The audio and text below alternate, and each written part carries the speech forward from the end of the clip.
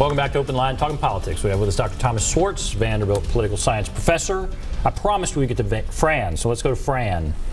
Hello, Fran, are you there? Oh no, Fran, turn down your TV. All right, turn down your TV. Well, are you there, Fran? It's Bryn. Okay, go right ahead. Well, I don't want to monopolize your airtime, and I certainly could because I have many opinions. but what I wanted to tell you, I just want to make a comment.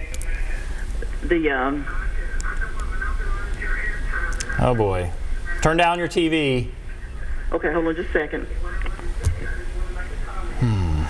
Well, that's... Okay, it's about the Electoral College. Okay. And the popular vote. Donald Trump won the popular vote. In order to get the electoral votes of a particular state, you had to have gotten the popular vote in that state. In Tennessee, he overwhelmingly got the popular vote of Tennessee. He got the popular vote of 30 states. Hillary Clinton got the popular vote of 20 states. And if you do away with Electoral College, do you really, seriously, people want a California and a New York dictating to the other 48 states? I think not. And the pendulum has swung so far to the left.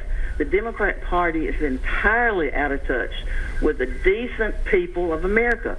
And the decent people that are still left in the Democratic Party, and they're dwindling severely, I think are going to go to the Republican side because of that very fact that their ideas are so out of touch with decent, analytical, thinking people.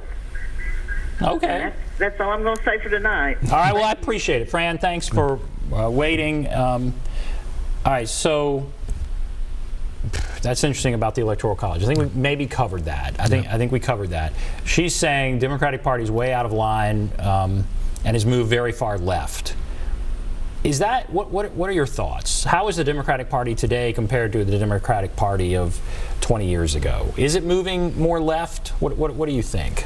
Well, I think factually, yes. If you think about the Democratic Party 20 years ago, it was Bill Clinton's party. It had a real pivot on issues, for example, of criminal justice. Bill Clinton started a speech, State of the Union, by saying the era of big government's over. It still argued for various efforts to improve people's lives, but it did take a more skeptical role of federal involvement.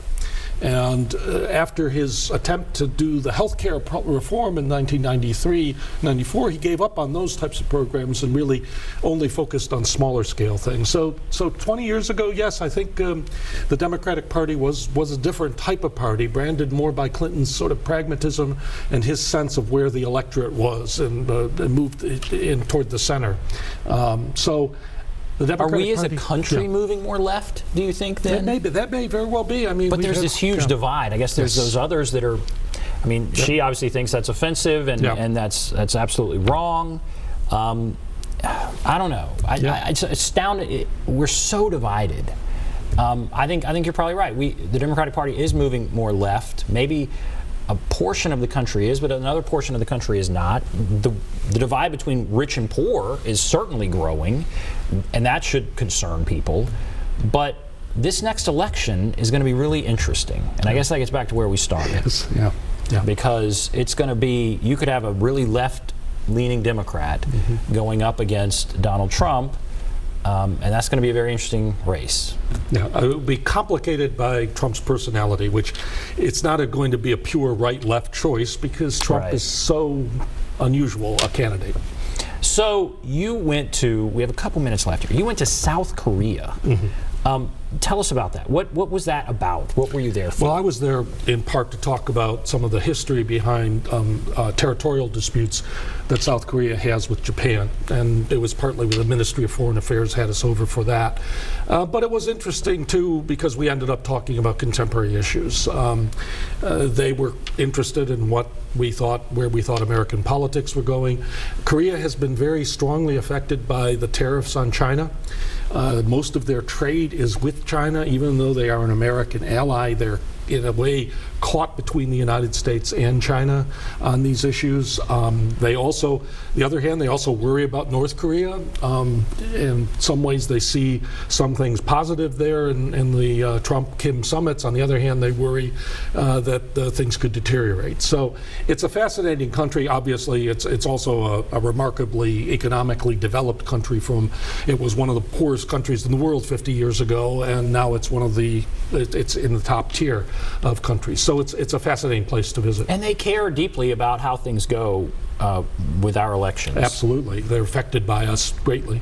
Do you think they're happy with how things are going here? Are they happy with the back and forth between Trump and North Korea? Or they have their own, their own politics they're very democratic. They have their own divisions and the rest of it, so they're not unused to those.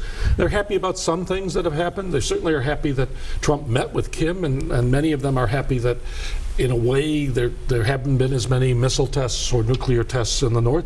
On the other hand, the tariffs bother them. They would like to see some resolution there so that they could grow. Their economy, for example, did not grow in the first quarter, in part because of these tariffs. So those concerns are certainly there.